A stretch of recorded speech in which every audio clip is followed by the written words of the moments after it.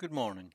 We've come to game 11 of the 1963-64 United States Championships. We know that this was a win for Fischer because he won all 11 games.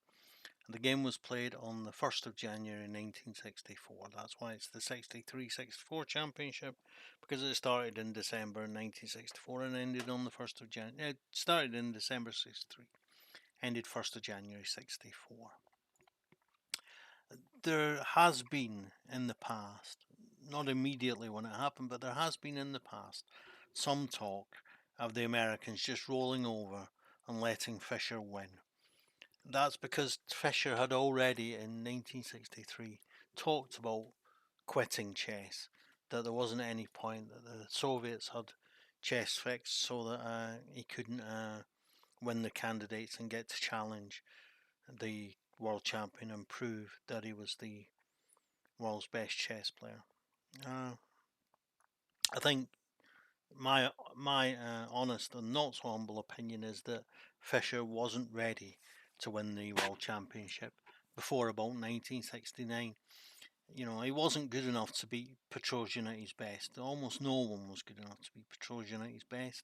And Spassky as well. Fischer hadn't beaten Spassky before the 1972 World Championship. But I think we can say from 1969 onwards, for the next few years, Bobby Fischer was either the best or the second best chess player in the world throughout that period.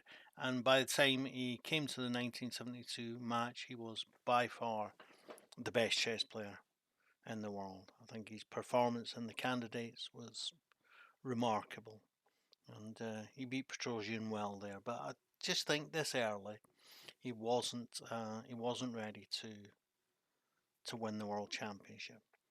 But what about the claims that the Americans just rolled over for Fischer? I think, in particular, I'll just get rid of that. I think, in particular, this game is proof that they did know. His opponent, Anthony Saidy, fought all the way to the end, and it required some brilliant, very subtle positional manoeuvring and some real subtle chess understanding for Fischer to win this game. It's just worth mentioning his opponent, Anthony Saidy, was a true amateur. He's still alive now. I think he's 88 years old. He was a medical doctor. He's retired from that. Has what's known to be America's largest collection of chess books, an avid collector of books of all sorts, not just chess, but known to have America's largest collection of chess books. And I think if he had devoted himself to chess, he could well have been a grandmaster and could have well been in the top 20, 30 players in the world when he was at his best. But, you know, he was dedicated to being a doctor. So, yeah. It's just worth mentioning that Saidy became the nearest thing Fischer had to a friend. I say nearest thing because Fischer, disturbed personality, difficult life, didn't really have any friends. He had rivals and enemies, as simple as that. And it wasn't a long step from being a chess rival to being an enemy. But before the 1972 World Championship in Reykjavik, Fischer sat himself in seclusion and practiced chess by himself to learn how to be in a position to beat the great Boris Spassky. And he done that at the home of Dr. Anthony Saidy. So, you know, that's probably as near to having a friend as Fischer had. I do think the international master and priest William Lombardy was also a friend to Fischer, and Fischer felt friendly towards him. He wasn't one of his hated enemies who he loved to crush. But anyway, this isn't about the disturbed personality and mental troubles of poor Bobby Fischer. It's about the wonderful chess of Bobby Fischer. So let's just see what happens. Let's just enjoy this strategic masterpiece from Fischer. So, Saidy plays the English opening, and Fischer goes immediately for a symmetrical variation. And Saidy develops his knight, and even although the knight comes to c6 and the symmetry is broken, it's still called the symmetrical variation. And now the pawn comes to d4, and why this is called the symmetrical variation, no, I have no idea, because the symmetry is forever broken with pawn takes on d4. Two semi-open files, one controlled by white, the d file, one controlled by black, the c file. That is an asymmetry. And just to mention symmetry and asymmetry, they are important in chess. In order to have winning chances, one has to have asymmetry somewhere on the board. Here, black can fight for attacks using his semi-open file. White can fight for attacks using his semi-open file. Both players have winning chances. As a player, particularly in more serious and longer games, I really like to meet e4 with e5 and knight f3 with knight f6, the symmetrical Petrov's defense. And because it's so symmetrical, there's often only one open file shared by both players. Many draws are games. I think it has one of the highest drawn percentages in all of chess, and that's because it's symmetrical. So Bobby Fischer creates asymmetry here to retain winning chances, and it also means there are winning chances for Saidy. But I think as we see the game progress, we see that Saidy is maybe from a fairly early stage more willing to settle for a draw. A draw would have still put an end to Fischer's 11 of 11 run, so he's trying to stop that from happening. So the knight takes, and he develops the knight. Why doesn't he take on d4? Because if he takes on d4, Saidy takes back with the queen, and his queen has come to a better square, and he's helped his opponent with development. Instead, he develops his own piece. And the knight comes to c3, so they're both busy with development. The pawn comes to e6 to allow the bishop to move and to exert control over the important d5 square. The knight comes to b5, and maybe he's threatening to come into d6, say check. If he does it straight away, the bishop takes, and then the queen takes, and you might think that will stop him permanently from castling, but it won't, because it will just play queen here, chase away the queen, and eventually it will be fine. Or there are other variations. You can play queen here, for example. It doesn't definitely stop that castling. But Fischer goes for bishop to b4 to pin the knight, to pin the other knight. And the knight is challenged, bishop is challenged, and the knight takes, and the knight is taken. And the knight comes back and takes, so the plan of coming to d6 is puts an end. But we see now the white has the bishop pair, black doesn't. And this is considered advantageous for white to have the bishop pair.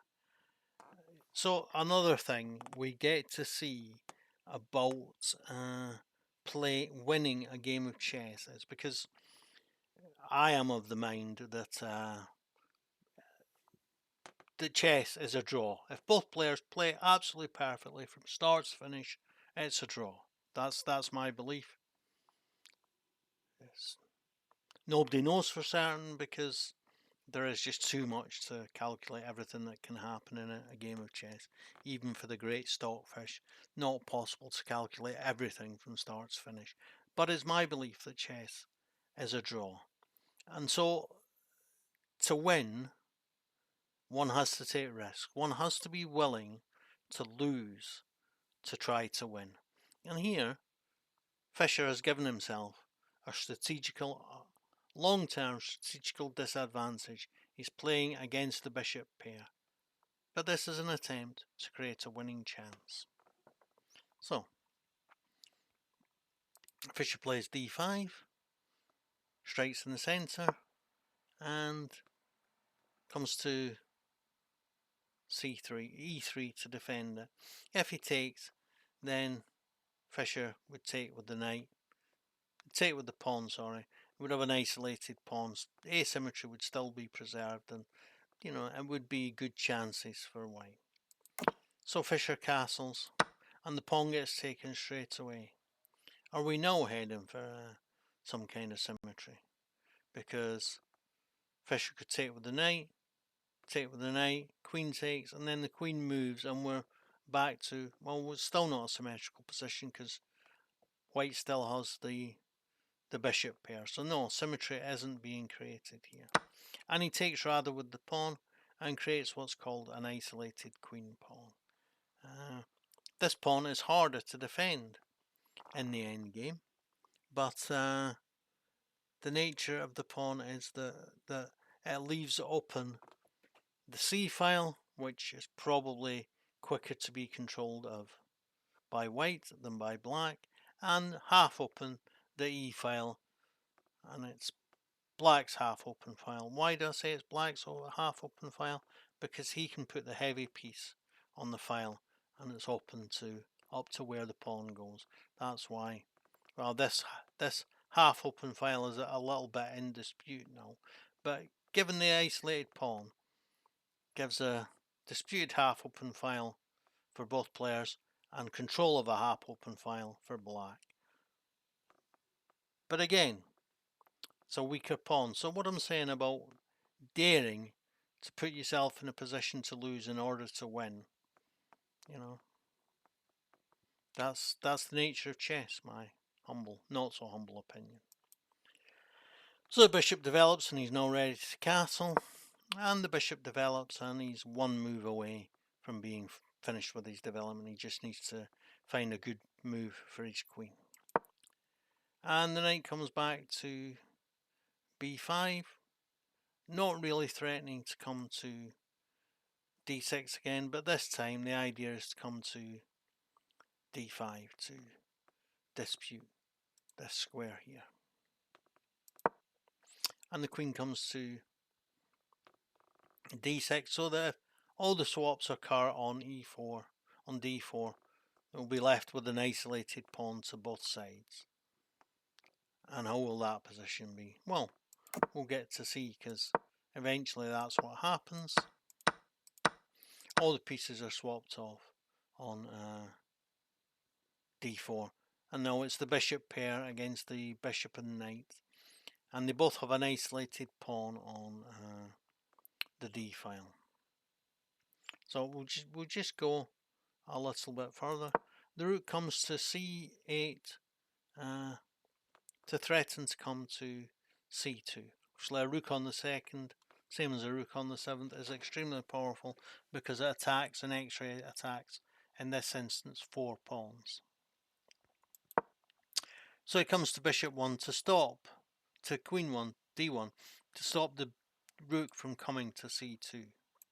But he comes with the bishop and says, I'm willing to get rid of your bishop pair. And the bishop comes to d3, e3 even to defend the pawn. And the bishop's taken, and the rook comes to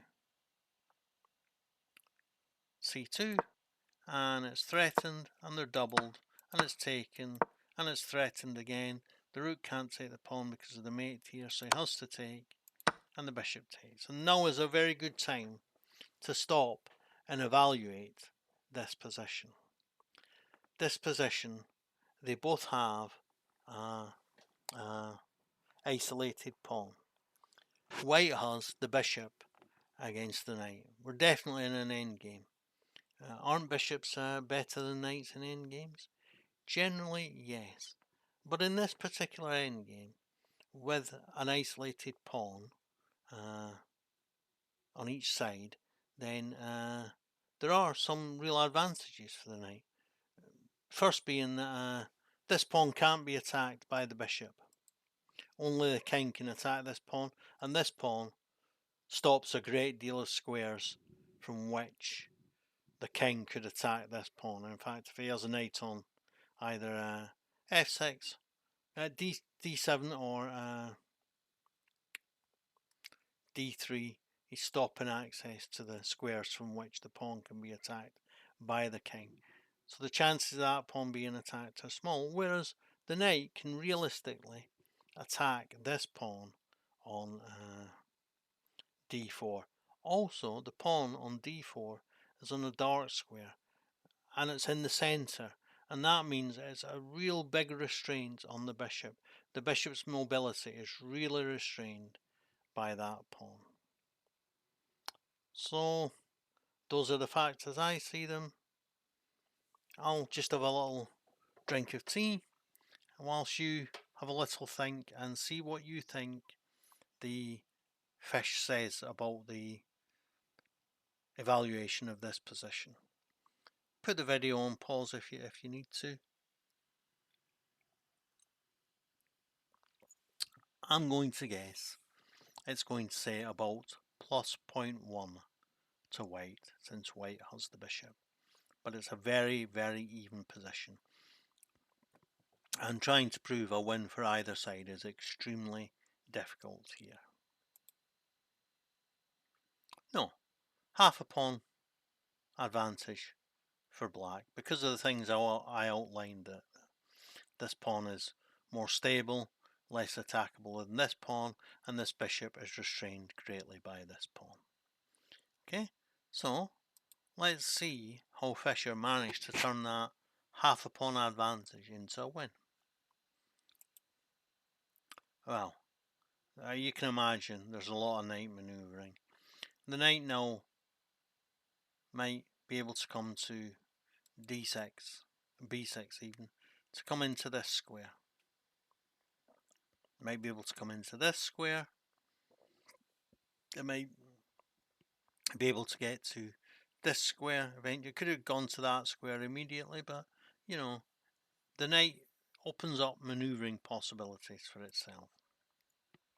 King comes to the centre, and though the knight comes to f8, looks like a terrible retreat whilst black is getting his king in the centre. White is getting his king in the centre. Does he know what he's doing, Fischer? Well, of course he does. Because the knight can now come to d6 and attack the pawn, the weak pawn on d4. It's not just that it's you know, it stops the bishop and it stops attacking. You know, it's weak. It can't be defended by a pawn. It's isolated. It has to be defended by the bishop or by the king. In this case, he chooses the king. And if we just go back and move, we'll see in this position, if white now plays, I don't suggest that he should, but if white now plays g6, then everything is on a white square, invisible to the bishop. Quick pop quiz, why shouldn't he play g6? It's because if he plays g6, black plays bishop h6, boxes the king in, and stops this pawn from ever moving. Instead he plays h5, keeping a pawn on a light square and making it very difficult for black to come and attack this really well placed knight with a pawn. So doubles up the attack on the defense on the d pawn. He might have some ideas of using this route to attack these two pawns. So, as every Russian schoolboy knows, in the endgame the king belongs in the centre, and that's why Fischer plays king to h7. Why? Because, well, two things. Keeps it on a white square, and because if you move straight or diagonally, it's just as far. So in theory, if you could play here, here, here, that's great. But it's just as quick to come here, here, here. It's 3 moves the same. So he's heading for the square f5, a good central square where he will always have the threat of playing to king to e4, attacking this pawn and defending this pawn from a nice advanced position. So Saidy keeps him out of the e4 square. Very sensible. The king comes forward anyway, and the pawn goes to a light coloured square. There it can never be defended by the bishop, but it stops the knight from using this square. So the king comes now more towards the centre, and the king moves to the white king moves to defend the kingside pawns. Pawn comes forward to g5. Maybe he's looking at a late pawn storm, who knows. The king supports the pawn some more, and the knight comes to e8, d8, so that he's threatening to come to f6, with chances to come here or here. And the bishop comes to d2 to stop both these moves by the knight. And the king retreats. What is he playing at? He has to retreat in order to be able to play f5. And the knight comes to d6 first. He's done his job. He's got that bishop where it's stuck behind the king. So now he can come out and look at some other squares. And the king has to move to give the bishop some manoeuvring room. And again, before playing a g5, f5, he comes forward with the king so that he's threatening to play pawn here and break up the pawns, and maybe the knight can come here and he can win this pawn, and one of the pawns might go through. So the bishop comes to d3 to support the pawn on e3, to support the pawn on d4, and to allow him to play, for instance, bishop to f2.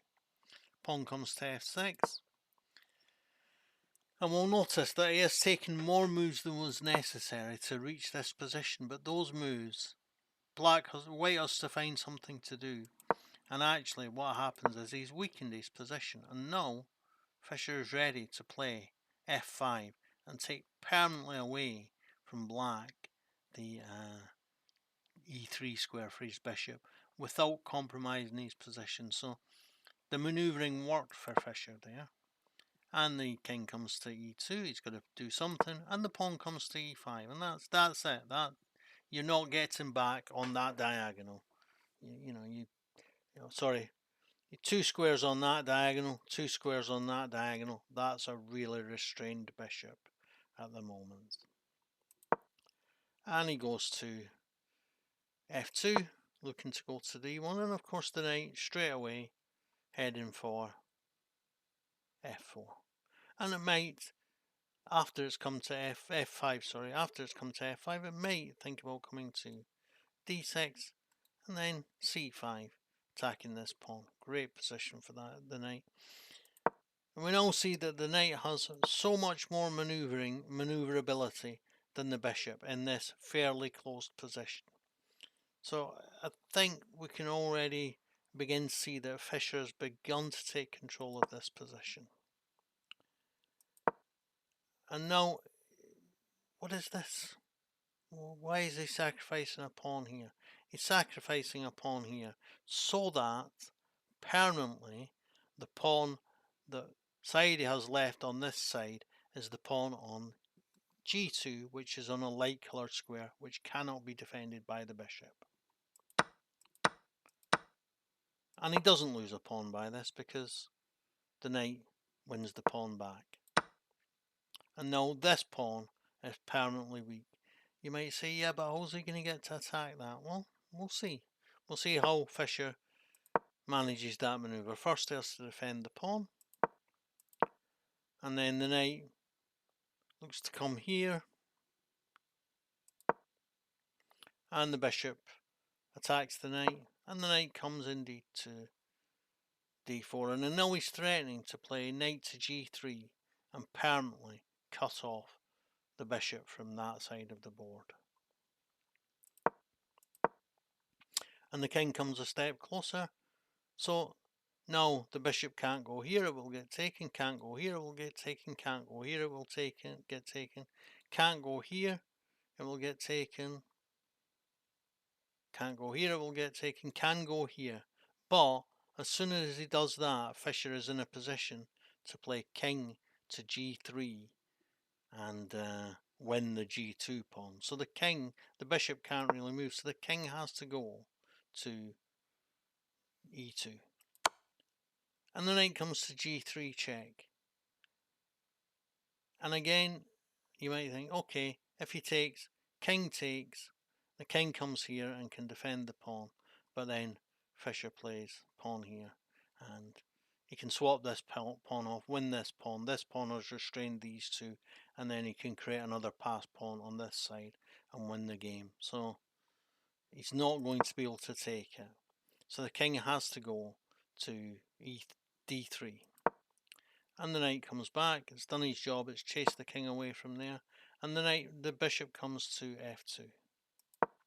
And the knight comes to g3, threatening the pawn on g2. And the pawn on g2 is lost, and now Fischer is a pawn up. Not so easy to prove a win still. Still plenty of opportunities to mess this up and give his opponent the draw. But he attacks the bishop. The bishop now must go to g1. If he goes to f1, e1, it gets taken by a knight. If he goes to h4, it gets taken by a knight. g3 is covered. f3 is covered. So he has to go to g1. You know, it looks like the bishop can be won for the pawn. And he comes to e2. Now he's threatening pawn here, win the bishop, and then clean up the rest.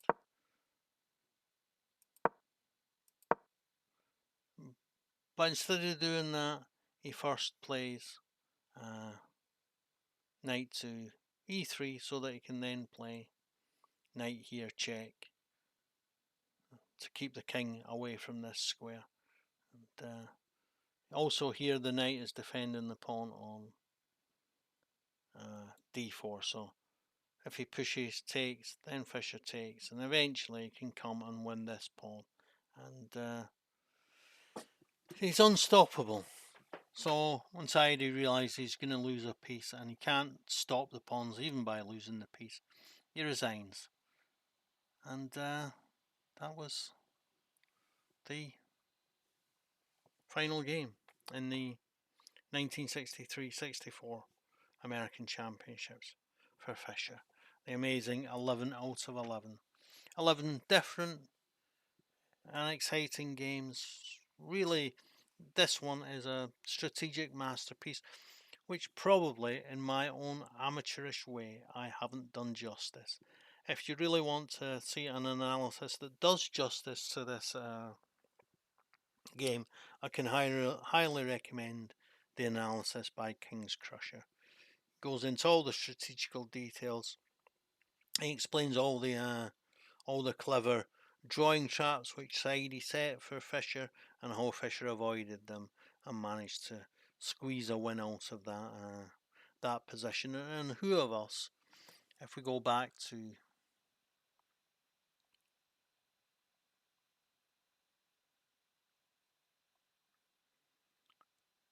if we go back to move 23, bishop to c1, who of us would have picked this as a win for black? But brilliant manoeuvring